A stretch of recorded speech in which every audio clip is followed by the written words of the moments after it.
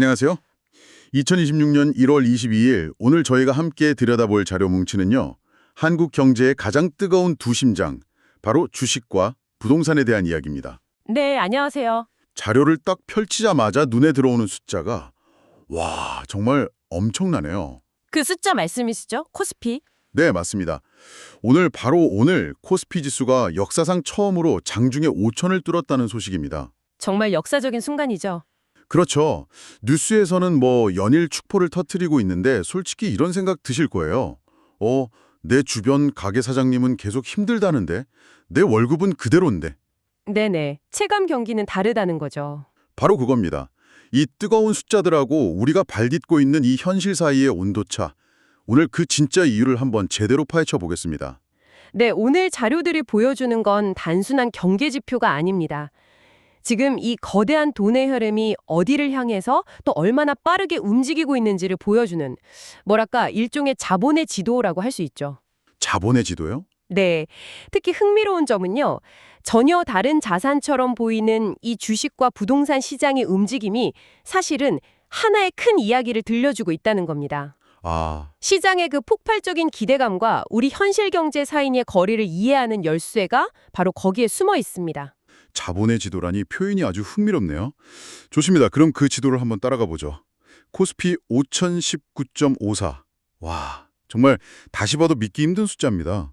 그렇죠. 엔진이 반도체와 AI라고 명확히 지목하고 있어요. 삼성전자와 SK하이닉스, 이 두 거인이 시장 전체를 끌어올렸다. 이건데 이게 우리가 흔히 알던 그런 상승장하고는 좀 다른 느낌인데요? 바로 그 지점이 이번 상황의 핵심입니다. 아, 핵심이다. 네.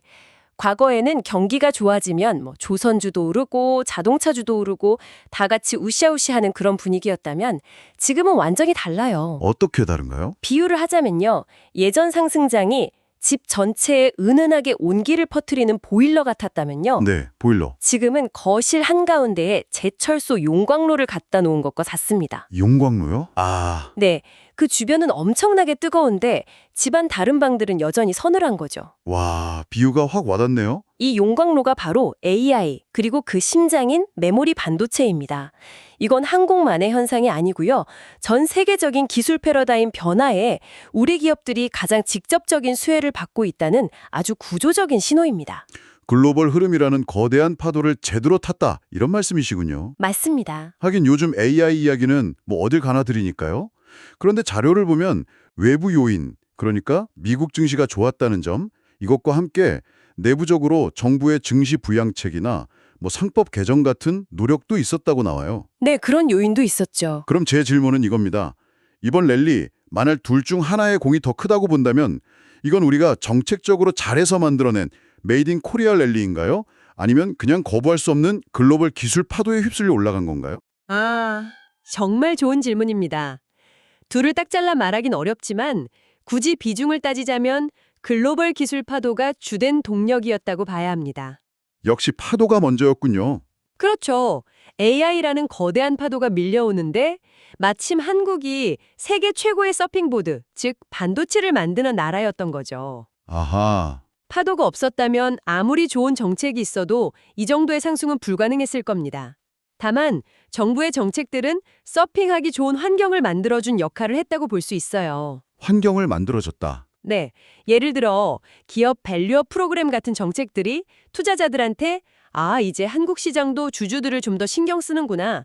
예전처럼 답답하진 않겠네. 하는 어떤 신뢰감을 심어준 거죠. 네네, 기대감. 바로 그 기대감이 파도의 힘을 더 강하게 증폭시키는 역할을 한 겁니다. 그렇군요. 파도의 힘이 먼저였고 정책은 그 파도를 더 잘 탈 수 있게 도와준 셈이네요. 정확합니다. 그런데 여기서 정말 좀 속상한 포인트가 하나 나옵니다. 어떤 부분이죠? 자료를 보면 이번 상승장을 주도한 건 기관과 외국인이고 개인 투자자는 상대적으로 소외되었다고 분석하고 있어요. 아니 잠깐만요. 그럼 코스피가 사상 최고치를 경신했는데 정작 수많은 개인 투자자들한테는 이게 그들만의 리그?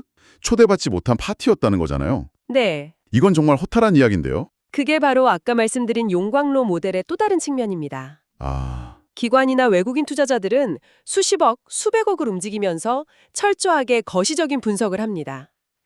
그들은 미래를 바꿀 기술은 AI다, AI의 핵심은 반도체다. 그렇다면 세계 최고 반도체 기업에 집중 투자하자는 아주 명확하고 단순한 논리로 움직인 거죠. 네네. 말 그대로 용광로의 가장 뜨거운 심장부에 자본을 쏟아 부은 겁니다. 처음부터 타겟을 명확히 정하고 들어온 저격수 같았군요. 그렇죠. 반면에 개인 투자자들은 보통 2차 전지, 바이오, 자동차 이렇게 다양한 종목으로 포트폴리오를 구성하는 경우가 많습니다. 네, 분산 투자를 하죠. 맞습니다. 그러니 내 포트폴리오에 삼성전자나 SK하이닉스 비중이 크지 않았다면 뉴스를 보고 코스피 5천이라는데 왜 내 교전은 그대로지? 이런 의문을 가질 수밖에 없는 상황이었던 겁니다. 아, 지수와 체감의 괴리. 네, 그 괴리가 극심하게 나타난 거죠.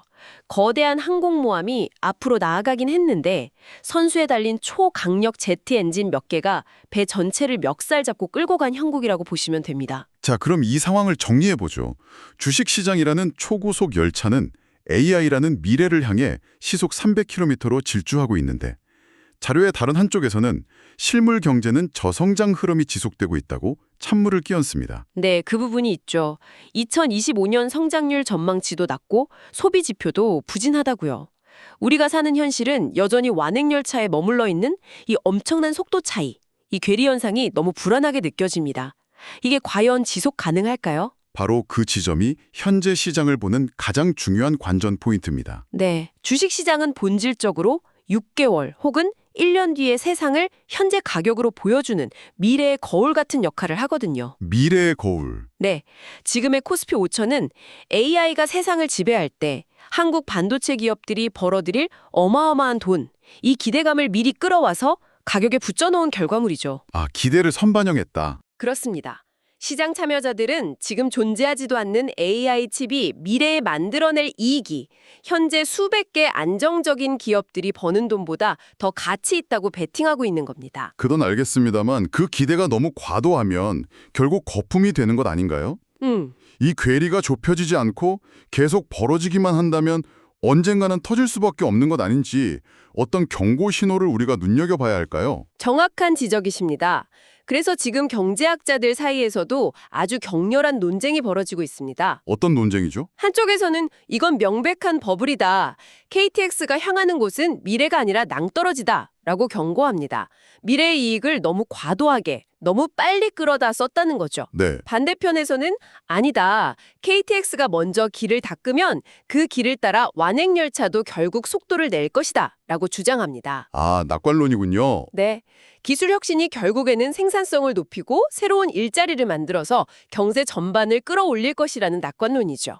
현재 시장은 이 두 시나리오 사이에 팽팽한 줄다리기 위에 서 있는 셈입니다. 그럼 우리가 주목해야 할 신호는 뭔가요? 바로 기업들의 실제 실적입니다. 실적. 네. 시장의 기대만큼 반도체 기업들의 이익이 폭발적으로 증가하는지가 확인되는 순간 이 괴리는 긍정적으로 해소될 수 있겠죠. 반대로 실적이 기대를 따라오지 못한다면 시장은 언제든 차갑게 식을 수 있습니다. 알겠습니다. 그럼 이 거대한 자본의 흐름, 그 첫 번째 목적지는 AI의 미래라는 것을 확인했습니다. 그런데 제공해 주신 자료를 보면 이 똑똑한 돈들이 향하는 또 다른 거대한 목적지가 있어요. 그렇죠. 투기적인 성대니 단원 주식시장에 모든 돈이 몰리는 건 아닐 테니까요. 좀 더 안전하고 실체가 있는 자산을 찾는 돈들도 있을 텐데 네, 맞습니다. 그 돈들이 한국인의 영원한 관심사, 바로 부동산으로 향하고 있다는 신호가 잡히고 있네요. 네, 바로 그 점이 오늘 이야기의 후반부를 흥미롭게 만듭니다. 주거용 부동산 시장부터 보면요. 1월 셋째 주 서울 아파트값이 0.29% 상승했는데 자료에 따르면 이게 작년 불장 초기와 비슷한 수준이라고 합니다. 불장 초기 수준이요? 네, 그동안 높은 금리 때문에 꽁꽁 얼어붙었던 매수 심리가 슬슬 녹기 시작했다는 강력한 신호죠. 이제 금리가 더 오르진 않겠구나 하는 안도감하고 또 이러다 또 나만 뒤처지는 거 아니야? 하는 조바심이 맞물리면서 억눌렸던 수요가 다시 고개를 들고 있는 겁니다. 주거용 시장도 다시 꿈틀대고 있는데 정말 제 눈을 의심하게 만든 숫자는 상업용 부동산 시장에 있었습니다. 아, 그 자료 보셨군요. 네, CBRE 코리아 자료를 보니까 2025년 상업용 부동산 총 거래액이 무려 33조 8천억 원으로 역대 최대를 기록했다고요? 네, 33조 8천억. 33조. 이건 웬만한 중소국가의 1년 예산보다도 큰 돈 아닌가요? 대체 누가 무엇을 이렇게 사들인 겁니까? 정말 천문학적인 숫자죠. 이 돈의 정체를 들여다보면 오늘 우리가 나누는 이야기에 퍼즐이 맞춰집니다. 아, 그래요? 이 돈의 상당 부분은 캐나다 교직원 연금이나 싱가포르 국부펀드 같은 해외의 거대 연기금이나 사모펀드에서 나왔습니다. 아, 해외 자본이군요. 네, 이들은 아파트 한두 채 사서 시세 차익을 노리는 사람들이 아니에요. 강남의 오피스 빌딩을 통째로 사들이거나 인천항 근처의 거대한 물류센터 혹은 수도권의 대형 쇼핑몰을 인수하는 식입니다. 왜죠? 왜일까요? 그러게요. 왜 하필 지금 한국의 상업용 부동산에 이렇게 큰 돈을 쏟아붓는 걸까요? 그들의 투자 논리가 아까 우리가 이야기했던 AI 주식에 투자하는 외국인들의 논리와 정확히 똑같기 때문입니다. 똑같다고요? 어떤 점에서요? 바로 미래의 구조적 성장에 베팅한다는 것이죠. 아, 한번 생각해 보세요. AI 주식에 투자하는 건 디지털 미래에 대한 베팅입니다. 그렇다면 이커머스와 첨단 기술 경제를 뒷받침하는 핵심 물리적 인프라는 뭘까요? 물리적 인프라. 아, 알겠습니다. 그러니까 이야기가 이렇게 연결되는 거군요. 네. 주식시장에서는 미래의 무형자산인 기술에 투자하고 부동산 시장에서는 그 기술을 현실에서 구현할 유형자산에 투자하고 있다. 이 말씀이시죠? 정확합니다. 바로 그겁니다. 이건 단순히 주식도 오르고 부동산도 오른다는 현상이 아니에요. 그럼 뭐죠? 거대한 자본이 미래를 지배할 두 축을 동시에 사들이고 있는 겁니다. AI 반도체 주식을 사는 것과 최첨단 물류센터를 사는 것은 같은 목표를 가진 동전의 양면과도 같은 투자 전략인 셈이죠. 와, 그들은 인플레이션에도 안전하고 장기적으로 꾸준한 현금 흐름을 만들어낼 수 있는 안정적인 자산을 찾고 있는데 한국의 AI 기술과 그 인프라가 바로 그 답이 될 수 있다고 판단한 겁니다. 와, 정말 흥미롭네요. 오늘 제공해 주신 자료들을 꿰어 보니까 완전히 새로운 그림이 보입니다. 그렇죠. 정리하자면 코스피 5천 돌파는 AI와 반도체라는 미래의 무형자산에 대한 폭발적인 기대감이 만들어낸 결과물이지만 그 이면에는 소외된 다수와 실물 경제와의 괴리라는 숙제가 남아 있었고요. 네, 맞습니다. 그리고 동시에 그와 똑같은 논리로 거대한 자본이 미래의 유형자산인 물류, 오피스 같은 상업용 부동산을 역대급으로 사들이고 있다는 사실을 확인했습니다. 네, 오늘 우리가 추적한 자본의 지도는 명확한 방향을 가리키고 있습니다.